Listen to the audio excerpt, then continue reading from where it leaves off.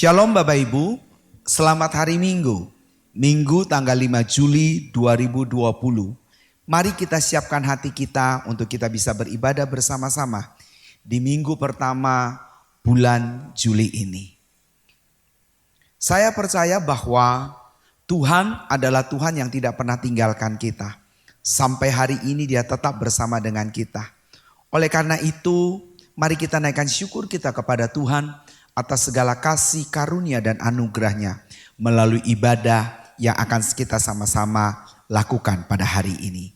Tapi sebelumnya mari kita bersama-sama mendengarkan firman Tuhan, membaca firman Tuhan, mengawali ibadah kita pada hari ini.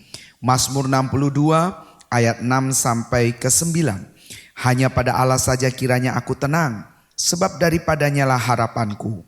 Hanya Dialah gunung batuku dan keselamatanku, kota bentengku, aku tidak akan goyah. Pada Allah ada keselamatanku dan kemuliaanku.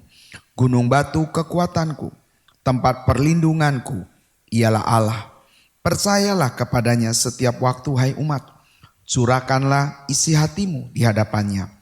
Allah ialah tempat perlindungan kita. Mari kita berdoa. Kepadamu ya Tuhan kami membawa hidup kami. Kepadamu juga ya Tuhan dalam ibadah hari ini kami mempersembahkan korban syukur kami yang terbaik kepada Tuhan. Dari hati kami yang paling dalam, roh, jiwa dan tubuh kami. Terimalah ya Tuhan dalam ibadah hari ini. Dan biarlah semua yang kami kerjakan melalui ibadah ini naik di hadapan-Mu sebagai korban yang hidup yang memuliakan nama Tuhan. Ibadah pagi hari ini, ibadah hari ini kami tabiskan atas nama Bapa, Anak laki-laki dan Roh Kudus dalam nama Tuhan Yesus Kristus. Amin.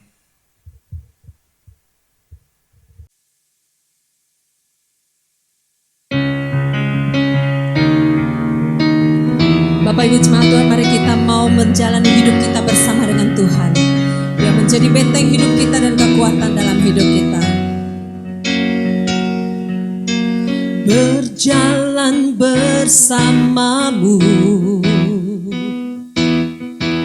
tak akan ku gentar.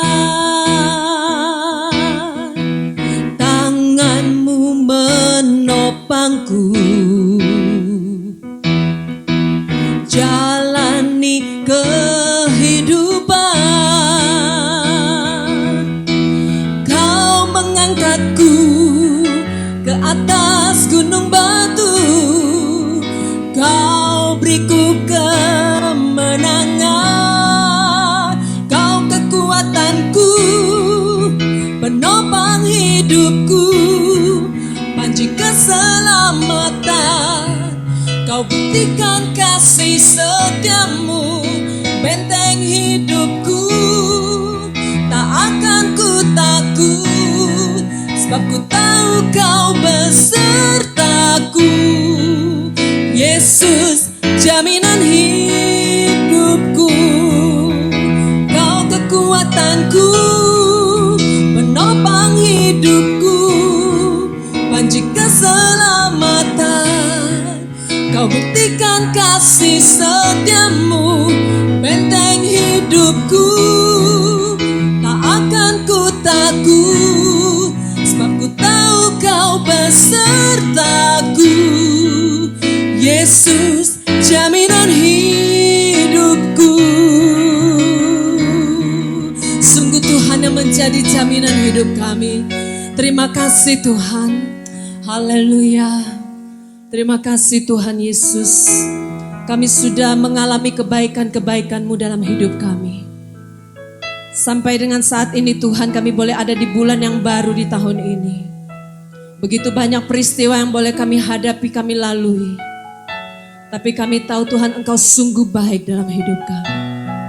Itu sebabnya Tuhan, kami mau tetap memuji dan menyembah Tuhan di dalam setiap keadaan kami. Terima kasih Tuhan Yesus. Terima kasih Tuhan. Haleluya. Yesus, Kau sungguh baik. Yesus, namamu indah. Yesus, ku cinta kau selalu, ku tinggikan, ku agungkan selamanya. Yesus, kau sungguh baik. Yesus, namamu indah. Yesus, ku cinta kau selalu, ku tinggikan, ku agungkan selamanya. Ku mau memujimu, ku selalu pujimu, ku mau menyembahmu, ku selalu sembahmu. Kau yang layak terima semua pujian, kemuliaan hanya bagi Tuhan. Yesus, kau sungguh baik dalam hidup kami. Haleluya.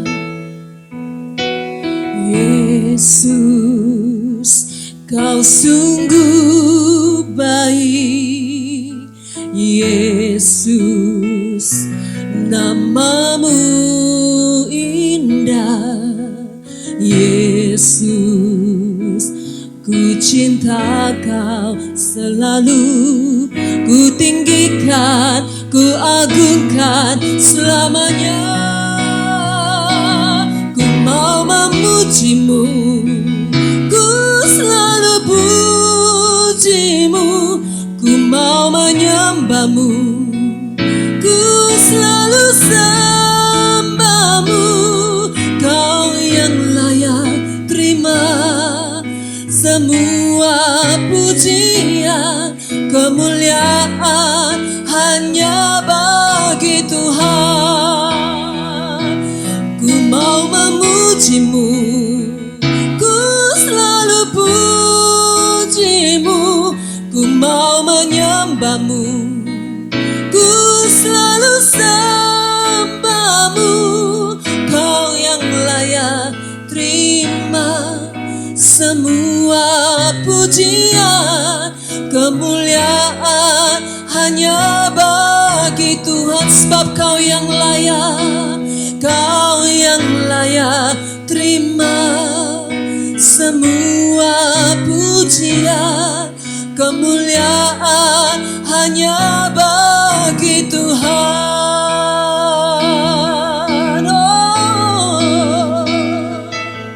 Kami bawa pujian penyembahan kami Tuhan. Kami bawa hati kami memujimu. Kami bawa pujian kami kepadamu Tuhan. Haleluya, haleluya. Engkau sungguh baik Tuhan. Kami rasakan semua kebaikan-Mu. Kami telah menikmati kasih karunia-Mu dalam hidup kami. Sebab itu kami bersyukur Tuhan. Sebab itu kami menyembah hanya kepadamu ya Allah yang hidup. Haleluya. Sungguh Engkau baik Tuhan. Penyertaan-Mu dalam hidup kami, pemeliharaanmu yang sempurna, bahkan pertolonganmu yang tak pernah terlambat. Kami puji Kau Tuhan, kami naikkan penyembahan kami, kami bawa syukur kami hanya padamu Tuhan.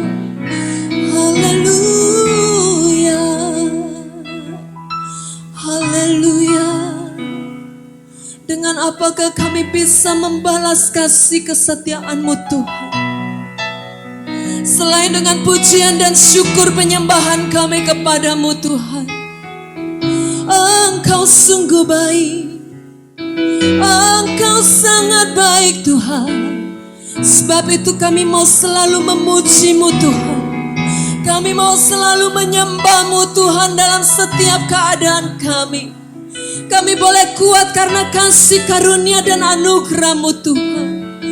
Oh, ku mau memuji-Mu, ku selalu puji-Mu, ku mau menyembah-Mu, ku selalu sembah-Mu. Kau yang layak terima semua pujian, kemuliaan hanya bagi Tuhan.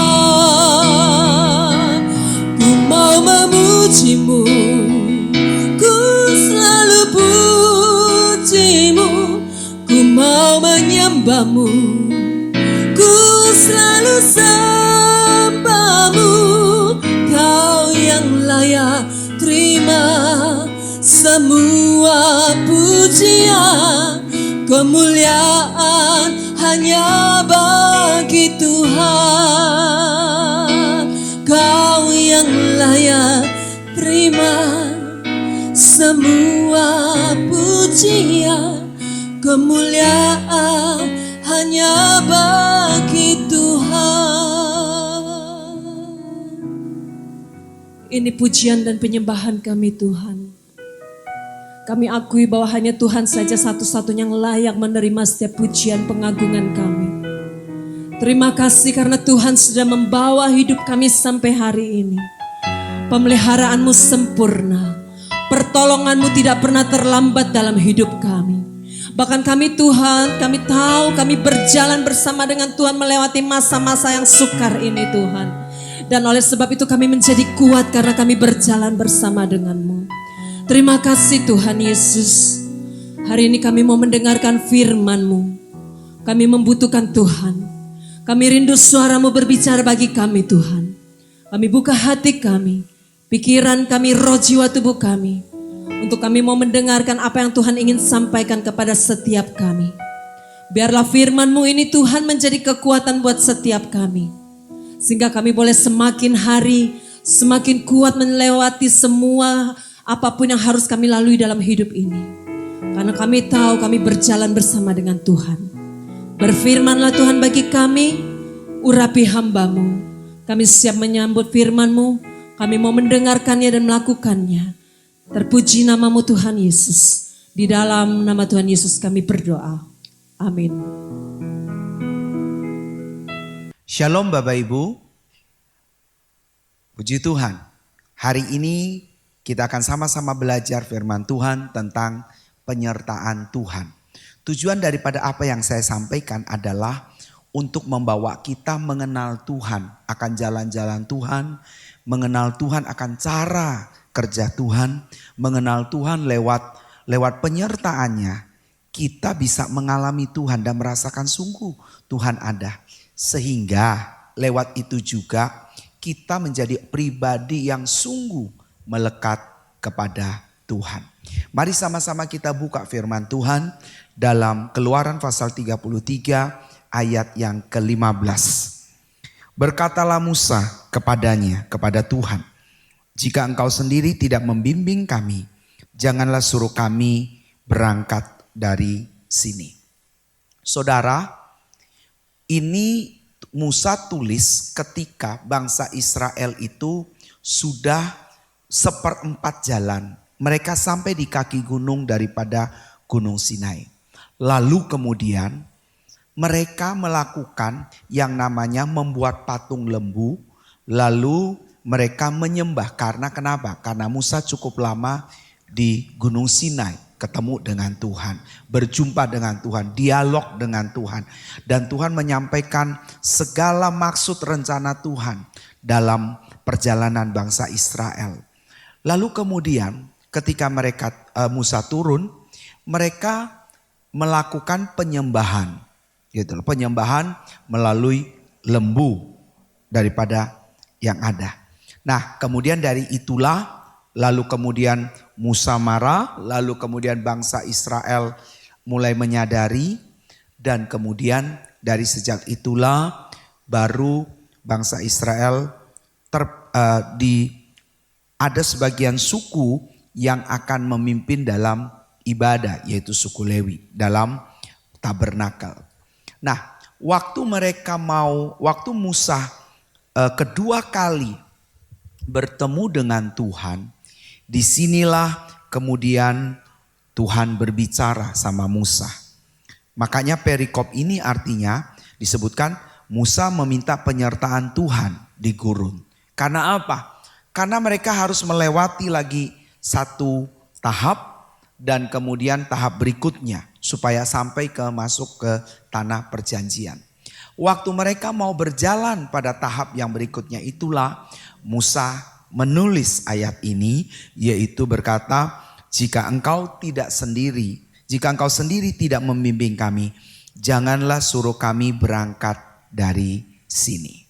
Nah, saudara kekasih dalam Tuhan, waktu Musa ngomong ini, Musa menyadari sungguh bahwa satu, dia tahu bahwa kalau bukan Tuhan yang menyertai, tidak mungkin dia bisa. Karena apa? Karena menghadapi bangsa yang tegar tengkuk, tidak mudah menghadapi jutaan manusia. Alkitab mencatat, ada beberapa yang disampaikan, ada yang menuliskan kurang lebih 1 juta manusia ketika Musa memimpin. Tapi ada juga yang menafsirkan kurang lebih bisa 3 juta. Nah, itu berarti bahwa jumlah penduduk bangsa Israel pada saat itu keluar dari Mesir sangat banyak. Musa menyadari dia tidak akan mungkin bisa melakukan sendiri tanpa Tuhan menghadapi bangsa yang tegar tengkuk. Yang kedua, Musa menyadari bahwa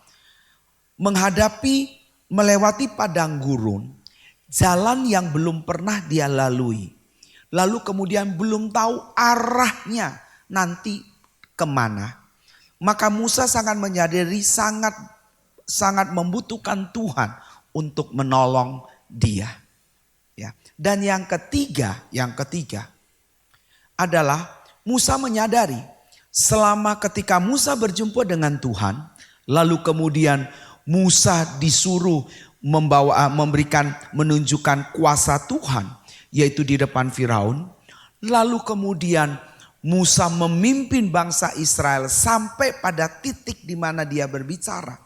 Musa banyak melihat dan menyaksikan, bahkan Musa mengalami langsung Tuhan dalam hidupnya.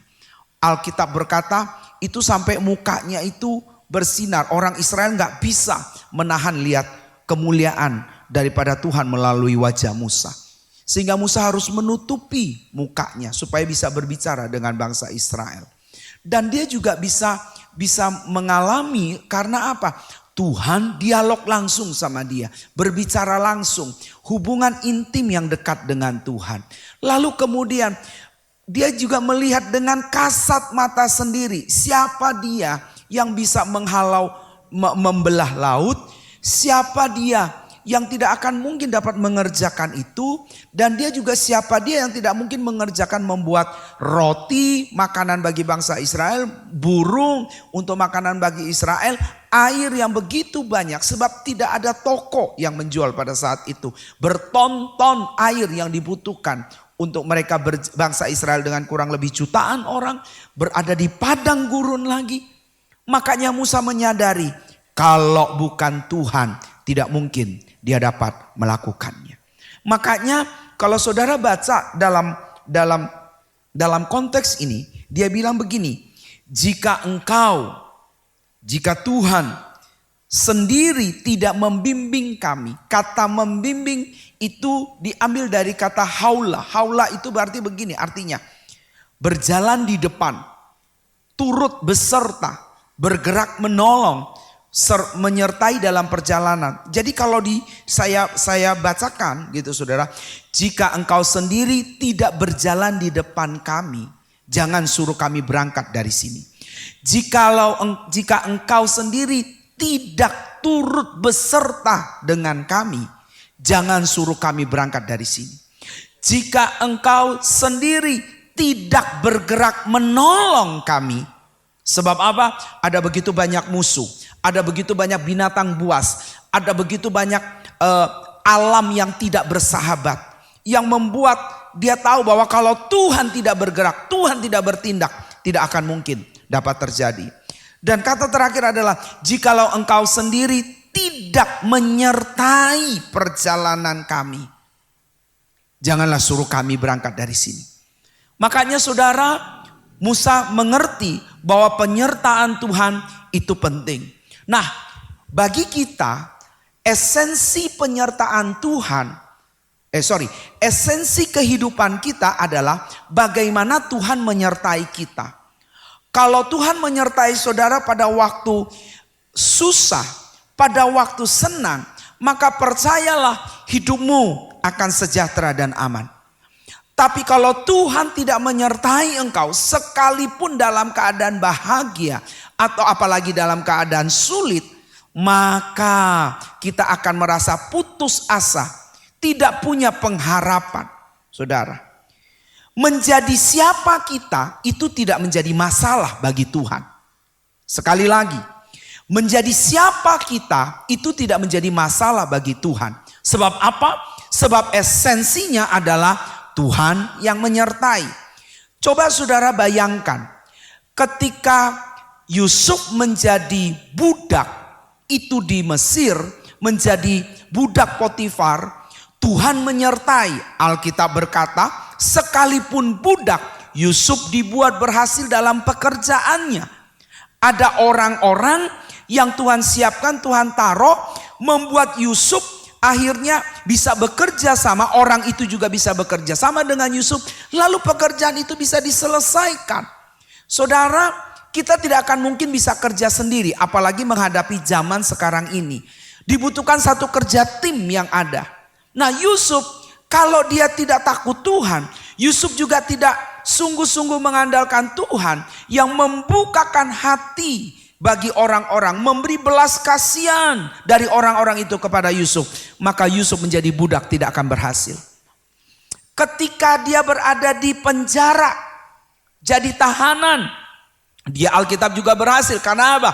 Tuhan menyertai. Apa hebatnya tahanan itu? Tidak ada hebatnya. Dikucilkan masyarakat, tidak dianggap. Jangankan masyarakat, orang di dalam pun juga kadang-kadang tidak pernah menghargai. Apa hebatnya jadi tahanan? Tapi Alkitab berkata, di tempat yang paling hina atau paling terpojok sekalipun, kalau Tuhan menyertai, maka dibuat menjadi indah dan mulia. Tidak peduli siapa kita. Seperti tadi saya katakan, seperti Yusuf adalah budak. Seperti Daniel, asisten raja. Seperti Ayub, orang kaya. Seperti Daud, seorang raja. Seperti Abraham juga seorang orang tua. Dan seperti Musa adalah seorang pemimpin. Tidak pusing siapa kita, apa kapasitas kita, apa status sosial kita, bagaimana keadaan kita. Yang paling penting adalah Tuhan menyertai kita. Saudara. Saudara, saya teringat kepada satu cerita dari teman saya, bahwa dia punya anak itu sakit leukemia. Pada waktu sakit, teman ini sempat bertanya sama Tuhan, kenapa? Sempat dibawa ke dokter yang terahli sekalipun, bahkan ke luar negeri. Tetapi waktu dia tanya, kenapa Tuhan harus melewati ini? Kenapa harus menghadapi ini untuk leukemia, untuk anaknya? Tapi Tuhan bilang begini sama dia, sekalipun kamu berada di situ, anakmu kondisi di situ, aku tetap menyertai. Lewat itu membuat dia menjadi kuat menghadapi penyakit anaknya. Lewat itu dia menjadi kuat ketika melihat kadang-kadang bisa fit kondisinya, tapi juga bisa lemah, bisa juga sepertinya enggak berdaya, sepertinya kok kenapa sepertinya Tuhan enggak tolong, enggak segera kerjaan, kok jadi malah tambah buruk. Tapi ketika mengingat janji Tuhan, aku menyertai kamu, itu membuat dia menjadi kuat kembali. Dan akhirnya anak ini bisa sembuh, saudara. Saudara, puji Tuhan kalau anak ini sembuh. Bagaimana kalau anak ini tidak sembuh? Apakah Tuhan tidak menyertai? Tidak. Tetap Tuhan juga menyertai. Jadi intinya adalah bukan di masalah siapa kita, bukan di masalah bagaimana hasilnya, tapi penyertaan Tuhan itu adalah esensi untuk kita menyadari dalam proses kehidupan yang kita lalui ini, bahwa sangat penting dan sangat-sangat kita butuhkan Tuhan menyertai dan menolong kita. Nah, apa bukti bahwa tanda Tuhan menyertai kita? Buktinya adalah ada mujizat. Ketika Tuhan menyertai, itu selalu ada mujizat. Mujizat yang saya maksud di sini bukan berarti bahwa orang sakit lalu kemudian sembuh, lalu kemudian orang minta sesuatu sama Tuhan lalu dijawab Tuhan, diberikan barangnya, lalu kemudian orang minta jodoh lalu dikasih jodoh, orang minta anaknya pintar lalu kemudian anaknya bisa pintar, begitu. Bukan itu hanya mujizat. Waktu saudara bangun pagi kemudian saudara masih bisa bernafas, lalu kemudian masih bisa menggerakkan tangan, menggerakkan kepala saudara, geleng-geleng kepala saudara, badan saudara putar, itu mujizat Tuhan. Bahwa tanda Tuhan menyertai engkau sepanjang satu malam, Dia pelihara, lindungi, sehingga engkau bangun pagi dengan tubuh yang sehat. Itu mujizat Tuhan, saudara. Saudara bisa buka mata ngelihat, walaupun masih kabur tapi masih bisa ngelihat. Saudara masih bisa mengenal siapa orang yang datang sama engkau. Itu mujizat. Saudara masih punya jantung yang sehat. Itu mujizat, saudara. Jadi mujizat itu tidak terbatas hanya cuma materi, tetapi mujizat itu juga termasuk di dalamnya jiwa kita, roh kita. Itulah mujizat Tuhan. Kalau Tuhan masih bersama dengan kita, itu tandanya mujizat Tuhan. Dan itu tandanya engkau akan melihat karya Tuhan setiap saat, setiap waktu. Sebab apa? Setiap 1 menit kita lewati, setiap satu jam kita lewati, setiap 1 hari kita lewati, itu adalah penyertaan Tuhan kepada kita. Dan waktu penyertaan Tuhan itu adalah mujizat. Berarti begini, kalau ada Tuhan sertai kita, itu pasti ada mujizat, saudara. Tapi banyak kali orang tidak menyadari akan hal ini. Banyak kali orang berpikir mujizat itu sesuatu yang spektakuler. Mujizat itu sesuatu yang supranatural. Mujizat itu sesuatu yang dari tidak ada menjadi ada. Mujizat itu sesuatu yang kita butuhkan. Lalu kemudian kita mendapatkan seperti durian runtuh dan sebagainya. Kalau kita beranggapan mujizat itu seperti itu berarti kita tidak jauh berbeda dengan orang dunia yang menganggap mujizat demikian. Tetapi ketika kita bisa mensyukuri apa yang Tuhan beri, ketika kita masih bisa beriman, percaya kepada Tuhan, ketika kita masih mengandalkan hidup kita kepada Tuhan, ketika kita masih bisa mengampuni orang, ketika kita masih bisa bermurah hati kepada orang, bahkan ketika kita bisa menolong orang, bahkan dari hati kita masih bisa merasa bahwa kasihan orang itu, lalu kemudian kita gak bisa buat apa-apa, kita cuma hanya berdoa, kita berdoa, Tuhan tolong orang itu, jamah orang itu juga mujizat. Sebab apa? Sebab tidak akan mungkin kebaikan dapat dilakukan oleh seorang manusia, sebab semua manusia sudah berbuat dosa dan kehilangan kemuliaan Allah. Makanya ketika Yesus bisa hadir dalam hidup kita, menjadi Raja dan Tuhan dalam hidup kita, itu mujizat terbesar yang tidak dapat dilakukan oleh siapapun. Hanya yang dapat dikerjakan oleh Yesus melalui Roh Kudus. Oleh karena itu Bapak Ibu Saudara kekasih, tanda penyertaan Tuhan, kita akan melihat mujizat demi mujizat. Nah saudara, bagaimana caranya supaya kita bisa tetap mengerti bahwa waktu Tuhan menyertai kita, kita akan merasakan sungguh ada Tuhan. Hal yang pertama yang harus kita lakukan, yang harus kita kerjakan adalah kejarlah Tuhan yang adalah kebenaran itu. 1 Timotius pasal yang ke-6 ayat 11 berkata, kejarlah keadilan, ibadah, kesetiaan, kasih, kesabaran, kelemah lembutan, damai. Itu yang ditulis oleh Paulus kepada Timotius dalam 1 Timotius pasal 6 ayat 11, 2 Timotius pasal 2 ayat 22. Mari kita kejar kebenaran. Waktu kita kejar kebenaran, kita mengerjakan kebenaran, maka kebenaran itu bela kita. Waktu kebenaran bela kita, itu berarti ada Tuhan yang menyertai kita. Sebab Yesus itu adalah kebenaran itu sendiri. Jadi saudara, tidak henti-henti kita terus mengerjakan, mengejar, melakukannya. Sebab apa? Sebab waktu kita mengerjakannya, kita bekerja bersama dengan Tuhan. Saudara, saya sering berkata bahwa 99,99%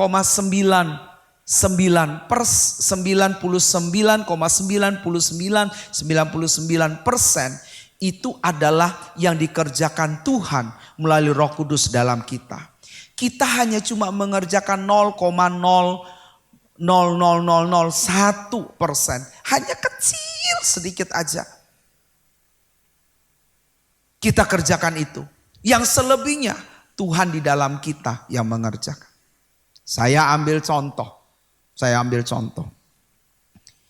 Misalnya ketika kita bekerja lalu kemudian ada orang tidak setuju dengan pekerjaan kita, lalu kemudian orang itu mungkin tidak baik sama kita. Lalu dalam hati kita, ngapain kerja sama orang itu? Ngapain bantu orang itu? Tapi karena ada Roh Kudus di dalam kita yang mengajari kita, tidak boleh punya sifat begitu. Hargai. Ketika orang berbuat salah, ketika orang buat salah sama kita, kita yang harus bisa ngampuni orang itu. Kita bisa menerima lalu kemudian membuka hati. Tidak perlu mencari musuh, saudara. Nah saudara, untuk mengerjakan itu tidak mudah kalau bukan Tuhan di dalam kita. Bagi Tuhan itu bukan persoalan harus atau tidak. Tetapi bagi Tuhan adalah persoalannya adalah kita mau atau tidak. Banyak kali kita tidak mau karena merasa kita benar. Karena merasa kita tidak salah. Karena merasa dia yang melakukan. Harusnya dia yang terlebih dahulu, bukan saya. Itu manusia kita yang muncul. Tidak akan mungkin kita dapat mengerjakan itu kalau kemanusiaan kita. Karena apa? Karena hukum Taurat dan hukum yang terjadi di dunia ini adalah mata ganti mata, gigi ganti gigi. Tetapi ketika ada Kristus dalam kita, maka kita bisa melakukan yang tidak mungkin orang berkata mata ganti mata, gigi ganti gigi. Tapi kita akan melakukan, yaitu ketika ditampar pipi kanan, kasih pipi kiri. Ketika disuruh berjalan 1 mil, berjalan 2 mil. Ketika disuruh kasih baju, kita kasih jubah. Itu kalau bukan Tuhan di dalam kita, yang dimana kita mau mengejar kebenaran itu, melakukan kebenaran itu, tidak akan mungkin dapat terlaksana. Oleh karena itu Bapak Ibu sekalian, ketika kita kejar kebenaran, maka harus Tuhanlah yang jadi raja dalam hidup kita. Pastikan dalam diri kita ada Tuhan yang jadi raja dalam hidup kita. Pertanyaannya adalah, siapa yang jadi raja dalam hidupmu? Kalau harta kekayaan jadi raja dalam hidupmu, tidak akan mungkin kita bisa mengejar kebenaran. Kalau personil keluargamu jadi raja dalam hidupmu, tidak akan mungkin kita dapat mengejar kebenaran. Kalau uang jadi raja dalam hidupmu, tidak akan mungkin kita dapat mengerjakan kebenaran. Kalau kedudukan menjadi raja dalam dirimu, penghargaan menjadi raja dalam dirimu, egomu jadi raja dalam dirimu, tidak akan mungkin kita dapat mengejar kebenaran. Sebab hanya orang yang dimana mengundang Yesuslah yang jadi raja dan Tuhan dalam hidupnya. Maka orang itulah yang bisa mengejar kebenaran. Sebab Yesus di dalam kita dan Yesus itu adalah kebenaran. Yang kedua yang harus kita kerjakan adalah hiduplah dalam keintiman dengan Tuhan. Saudara, keintiman dengan Tuhan itu bukan cuma sekedar kita doa, lalu kemudian ada waktu-waktu doa pribadi kita sama Tuhan. Tapi intim artinya seperti satu hubungan suami istri yang dekat, di mana tidak ada lagi rahasia, semua transparan, dalam arti bahwa sampai tahu kedalamannya. Saudara kekasih dalam Tuhan, kalau kita betul-betul intim sama Tuhan, maka kita akan tahu kedalamannya Tuhan. Dan Tuhan pasti tahu kedalaman kita.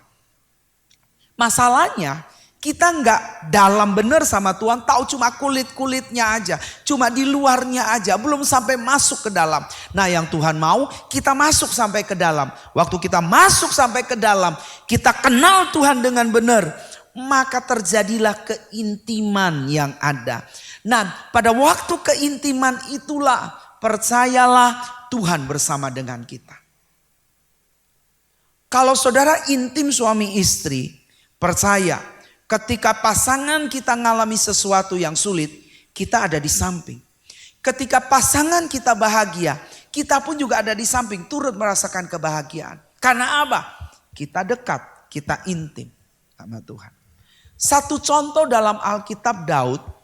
Daud itu dia seorang yang kalau dibilang dosanya sangat fatal, saudara.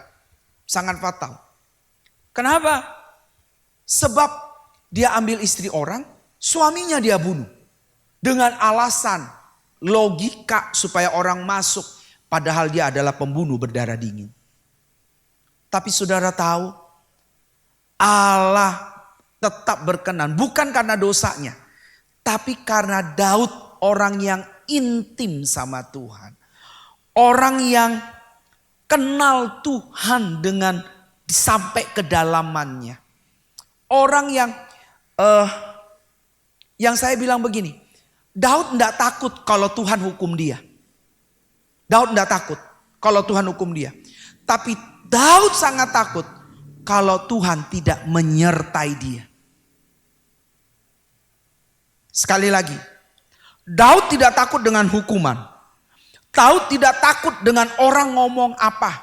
Karena rakyatnya pasti ada yang bisa menerima, ada yang tidak bisa menerima. Daud tidak takut dengan itu. Tapi Daud sangat takut kalau Tuhan tidak menyertai dia. Kalau Tuhan tidak berkenan sama dia. Itu yang membuat Tuhan bersuka cita. Kebutuhan Daud seperti seorang anak membutuhkan seorang ayah. Makanya ketika saudara baca dalam Mazmur ada satu ayat atau satu pasal menjelaskan bagaimana seperti bapa sayang anaknya, demikianlah Allah mengasihi umatnya, menyayangi umatnya. Jadi ketergantungan Daud sama Tuhan itu ketergantungan 100%. Bahkan melebihi daripada itu. Nah, ketergantungan kita sama Tuhan itu jugalah yang Tuhan mau supaya apa? Supaya Dia menyertai kita. Dia menolong kita. Dia membimbing kita. Dia bergerak di depan kita. Dia turut bekerja bersama dengan kita. Keintiman inilah yang membuat Daud menjadi orang yang bisa dipercaya. Saudara, sebelum saya tutup, saudara ingat cerita tentang Yunus. Yunus adalah seorang yang dipanggil Tuhan. Waktu Tuhan suruh dia pergi ke Niniwe, itu kota yang besar, kejahatannya sangat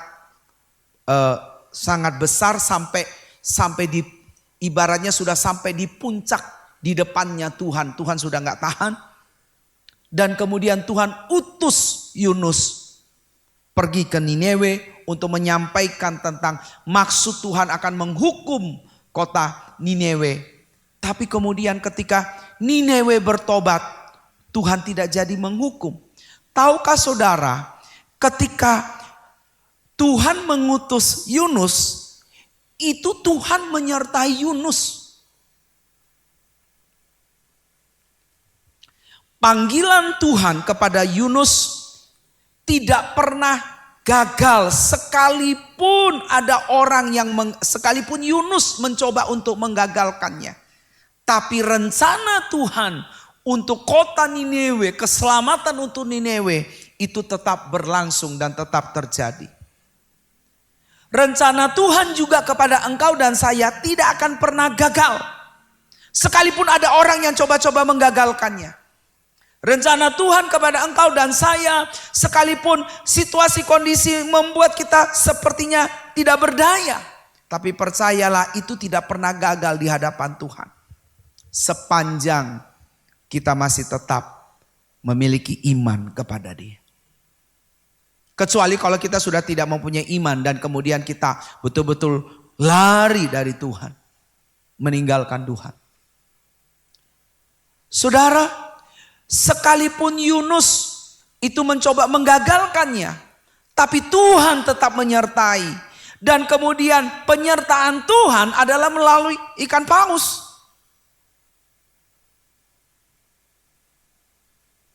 Saudara, percaya begini, waktu Tuhan menyertai kita, ada saatnya yang kita bisa ngelihat dengan jelas, dengan mata kepala sendiri, bukti tanda penyertaan Tuhan. Tapi ada kalanya kita tidak bisa melihat, tapi kita bisa merasakan dan kita bisa mengalaminya. Dan kita tahu ceritanya, akhirnya Yunus harus dimuntahkan melalui perut ikan dan kemudian dia ngomong sama kota Nineve. Pada waktu dia ngomong, saya cuma membayangkan, kok bisa ya kota Nineve itu yang sebesar itu kemudian bisa dengar Yunus ngomong. Ada satu artikel lalu kemudian menyampaikan begini. Ikan paus itu memiliki kadar garam yang sangat tinggi. Jadi waktu Yunus dimakan ikan, itu kulitnya itu melepuh. Dan melepuhnya waktu dia keluar, itu dia tunjukkan sama orang Nineve. Dia bilang begini, kamu bertobat, kalau kamu tidak bertobat ini modelnya nanti kayak saya begini. Bahkan lebih parah, ini puji Tuhan dapat kasih karunia Tuhan. Tuhan masih kasih saya kepercayaan untuk saya sampaikan kepada kalian semuanya.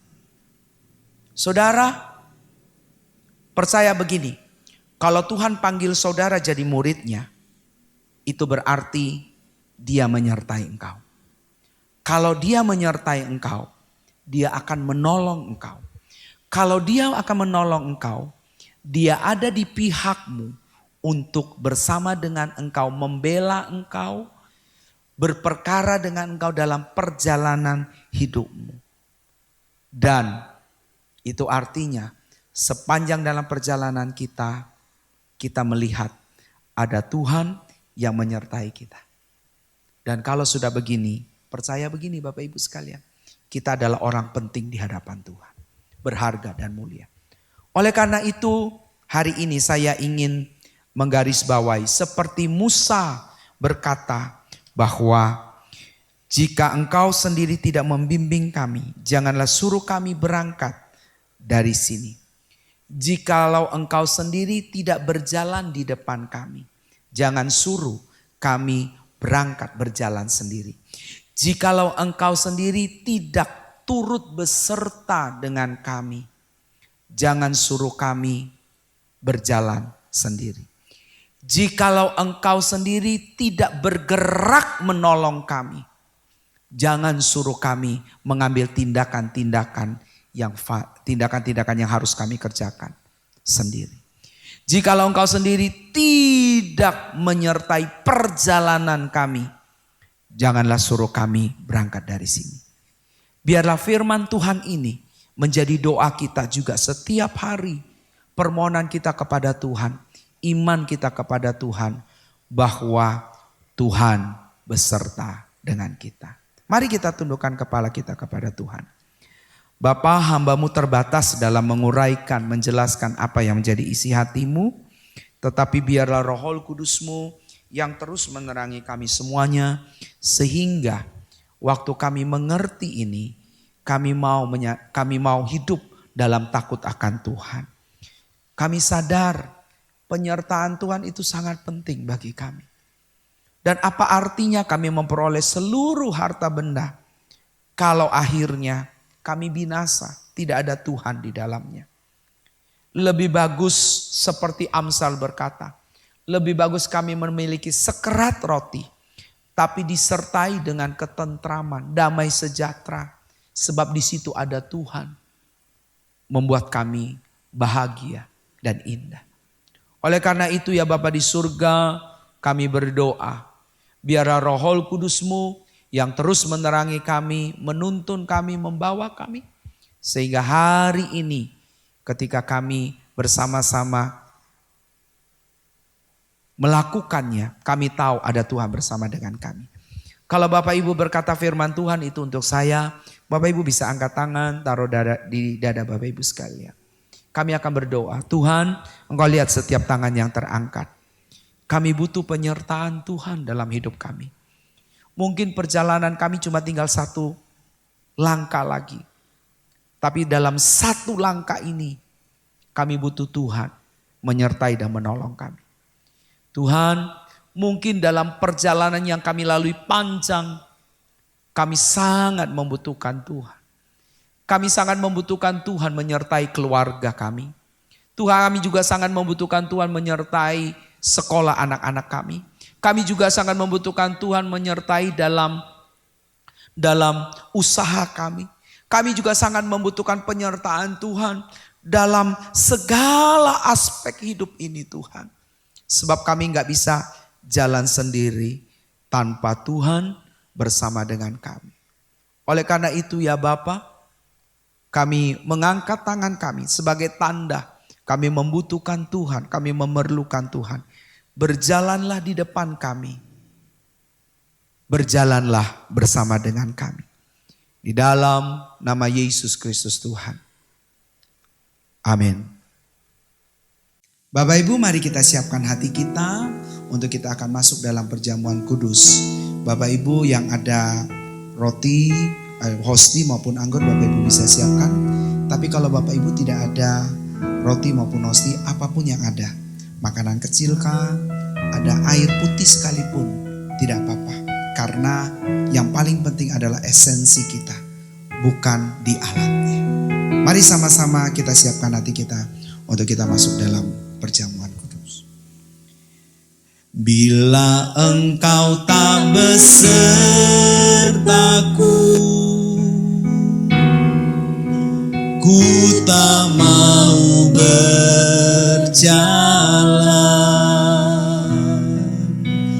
Ku perlu Tuhan, pimpin langkahku dengan kasih karunia-Mu. Bimbing langkahku setiap waktu, berjalan dalam Roh-Mu.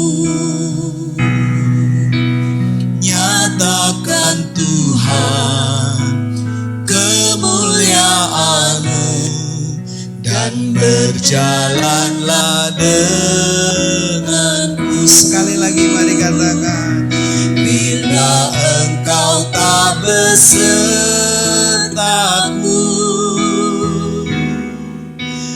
ku tak mau berjalan.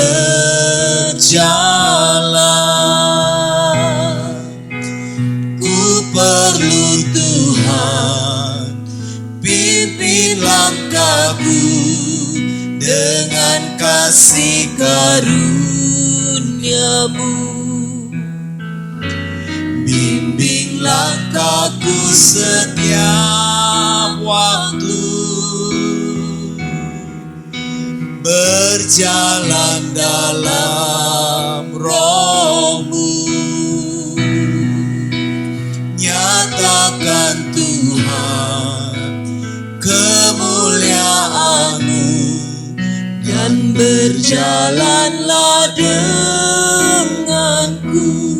Nyatakan Tuhan, nyatakan Tuhan kemuliaan-Mu, dan berjalanlah denganku.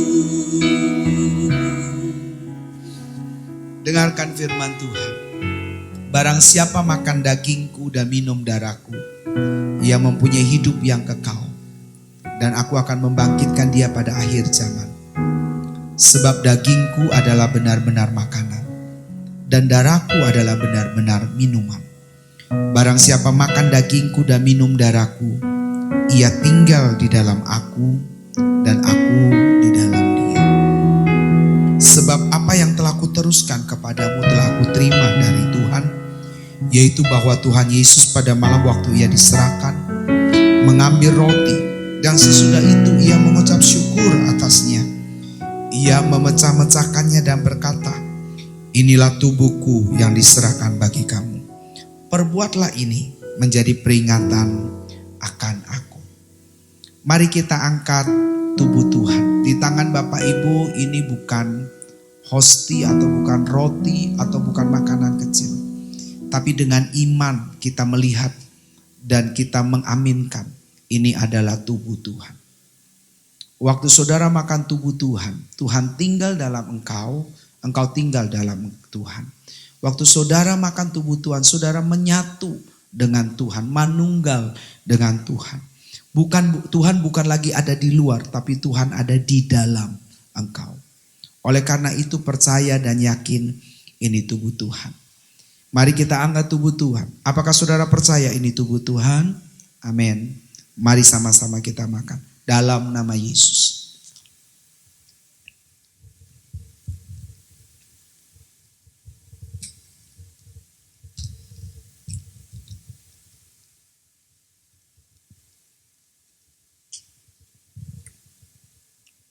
Dengarkan firman Tuhan. Demikian juga ia mengambil cawan sesudah makan lalu berkata, cawan ini adalah perjanjian baru yang dimeteraikan oleh darahku. Perbuatlah ini setiap kali kamu meminumnya menjadi peringatan akan aku. Mari kita angkat tubuh Tuhan, darah Tuhan. Percaya ini darah Tuhan. Dalam darah ada keselamatan, ada kesembuhan. Dalam darah ada pemulihan. Dalam darah ada jaminan baru. Jaminannya dia menyertai engkau dan saya. Oleh karena itu, dengan iman, mari kita minum. Dalam nama Tuhan Yesus.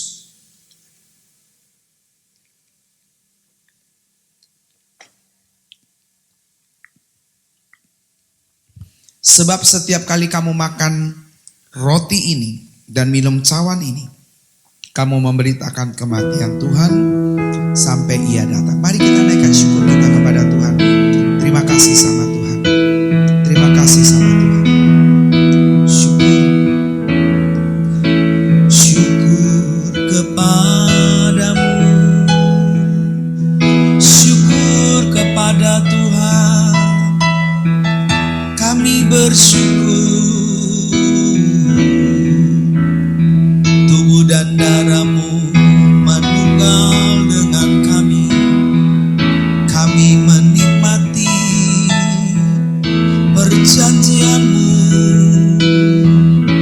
Kami percaya penyertaanmu. Amin. Penyertaanmu.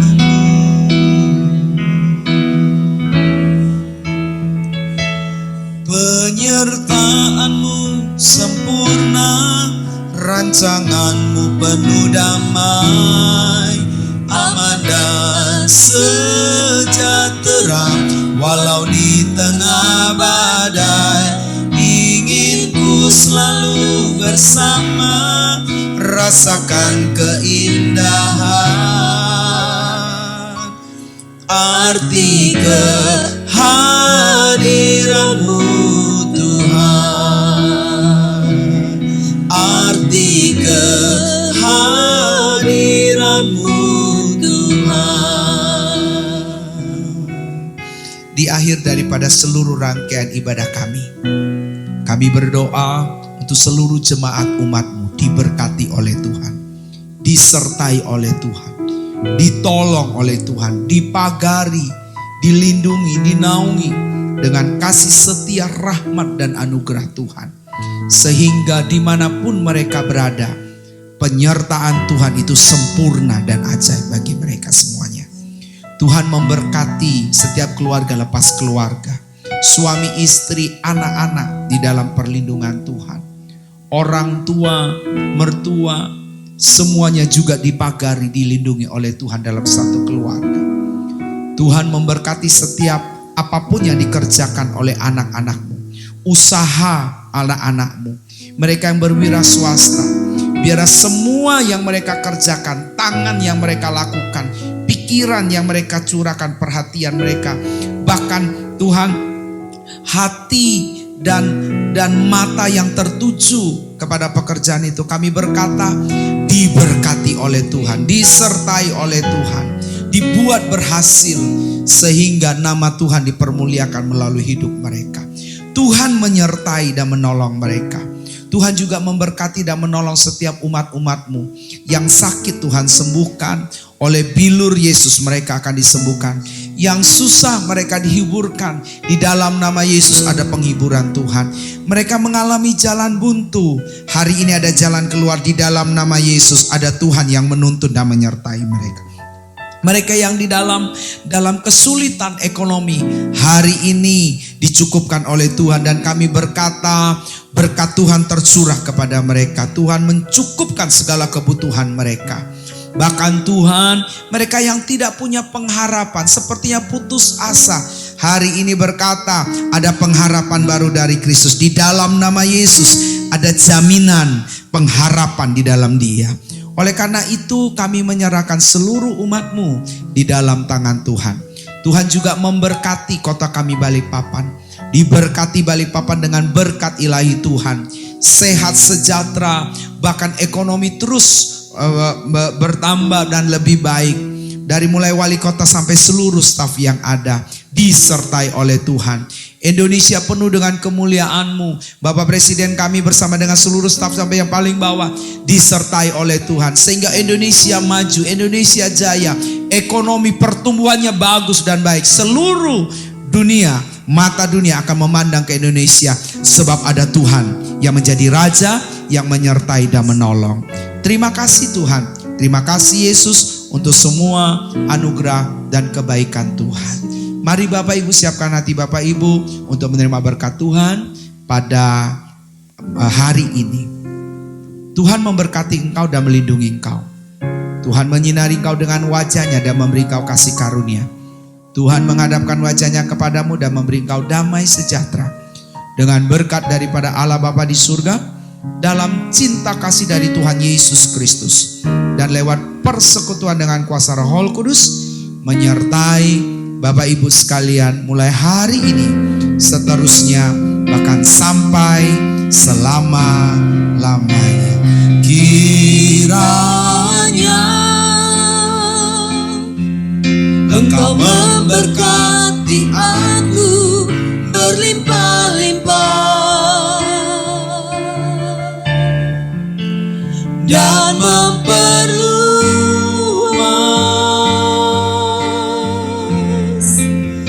daerahku,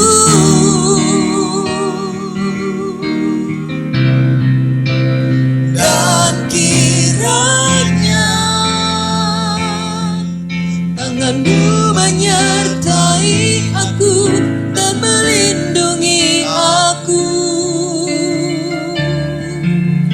daripada malapetaka, sehingga kesakitan tidak menimpa aku. Tuhan mendengarkan dan menjawab doaku.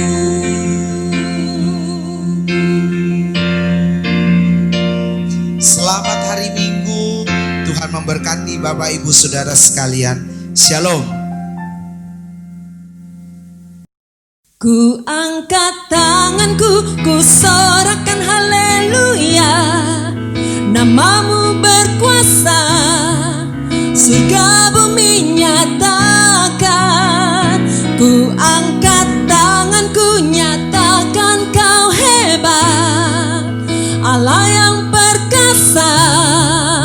berkuasa selamanya.